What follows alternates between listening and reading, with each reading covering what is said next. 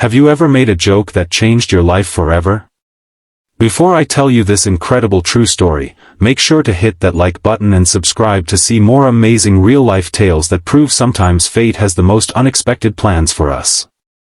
Emma Matthews stood in the corner of her best friend's engagement party, nursing a glass of champagne and forcing a smile that didn't quite reach her eyes. At 32, she was the last single woman in her friend group, a fact her well-meaning but relentless mother never failed to mention during their weekly phone calls.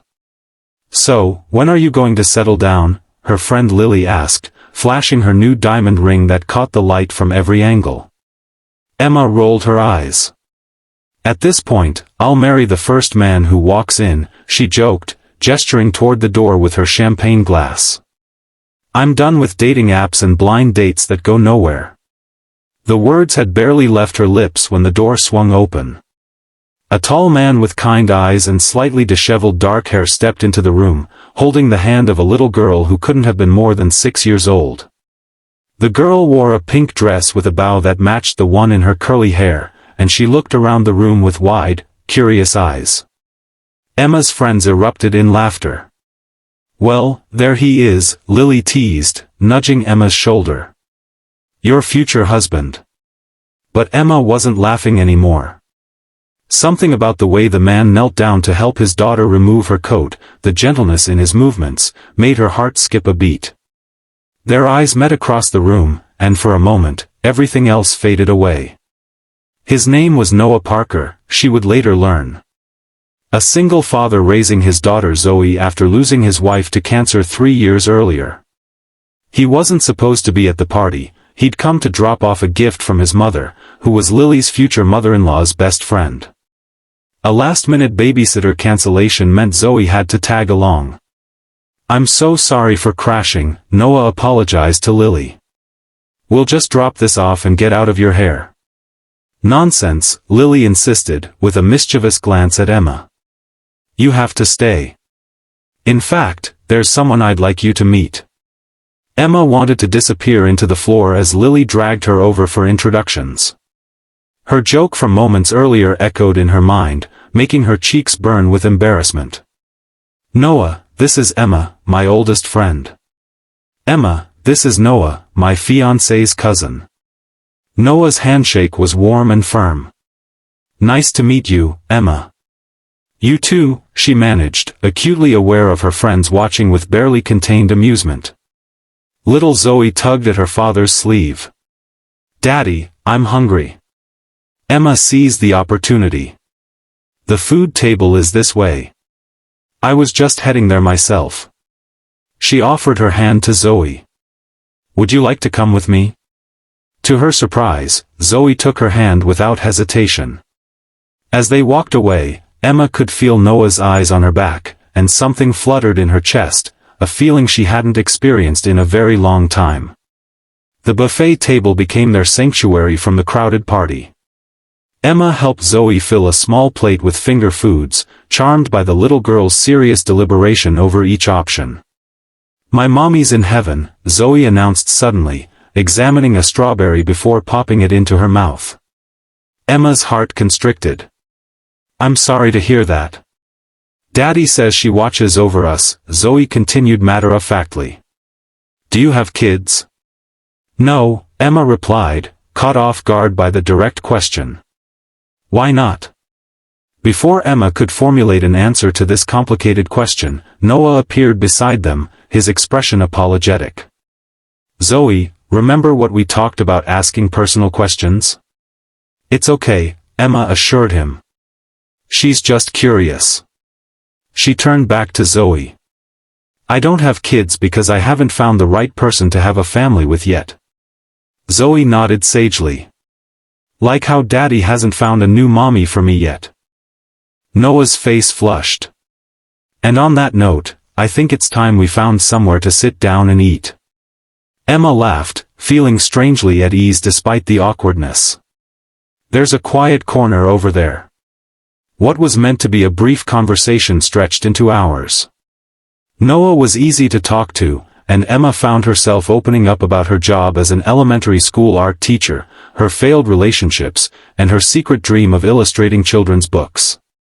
Noah shared stories of his life as a pediatric nurse, the challenges of single parenthood, and his love of terrible dad jokes that had Emma groaning and Zoe giggling uncontrollably.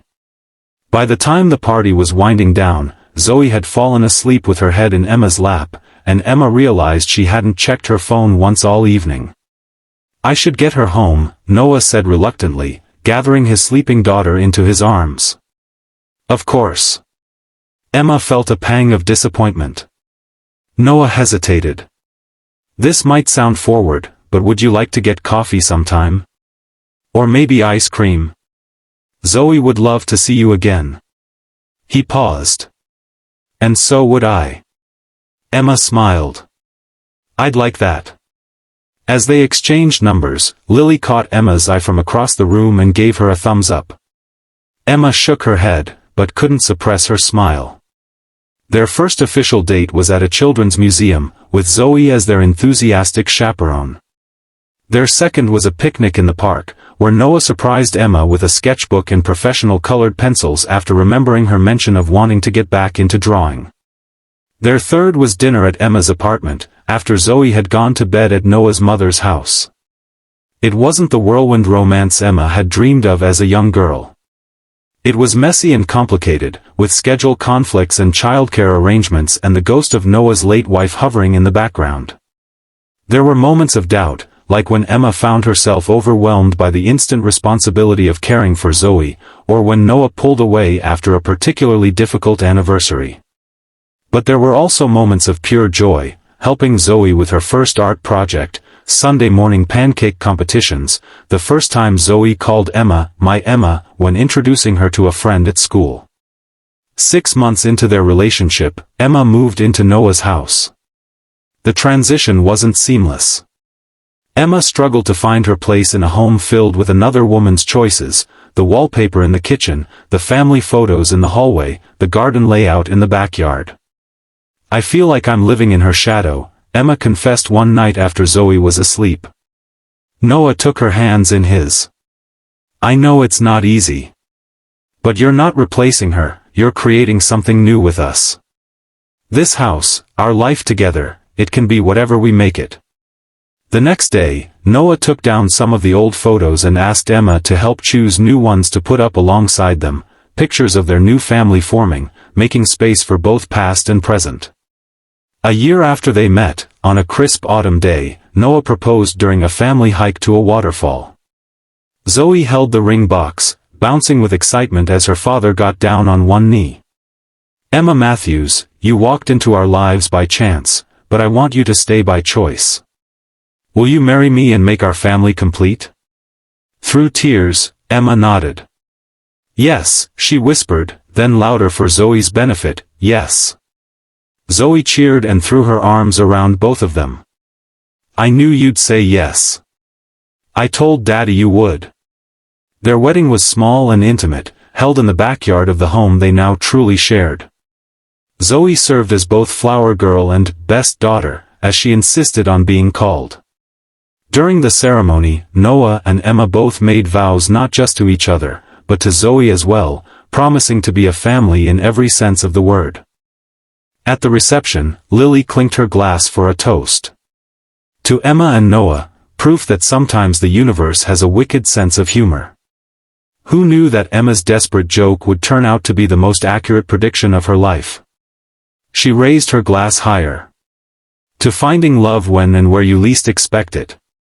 Emma leaned against her new husband's shoulder, watching Zoe twirl in her party dress on the dance floor. "Do you think it was really just coincidence?" she asked softly. "You walking in right at that moment?"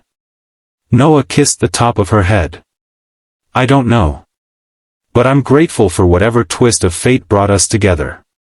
Later that night, after Zoe had fallen asleep between them on the couch during their family movie night, a tradition they'd started during their dating days, Emma looked at her new husband and stepdaughter and felt a completeness she'd never known was possible. "I never thought I'd be a mother without having given birth," she admitted. "But I can't imagine loving her more if I had." Noah squeezed her hand.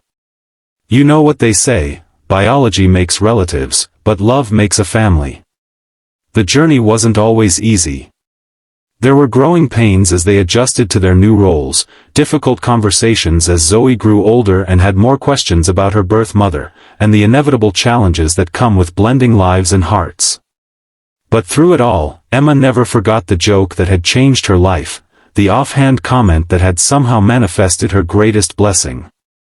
Sometimes, in quiet moments, she would look at Noah across the dinner table or watch him helping Zoe with homework, and marvel at how close she had come to missing this life altogether. 5 years after their wedding, Emma published her first children's book, a story about a little girl whose wish for a new mother comes true in an unexpected way.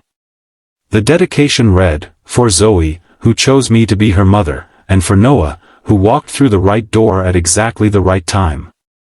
Life doesn't always follow the path we expect. Sometimes it takes detours and unexpected turns. Sometimes our jokes become prophecies, and strangers become family. And sometimes, the love we're looking for finds us when we've almost given up on finding it. If you enjoyed this story of fate, love, and family, please hit that like button and subscribe for more heartwarming true stories that remind us all that sometimes the best things in life happen when we least expect them.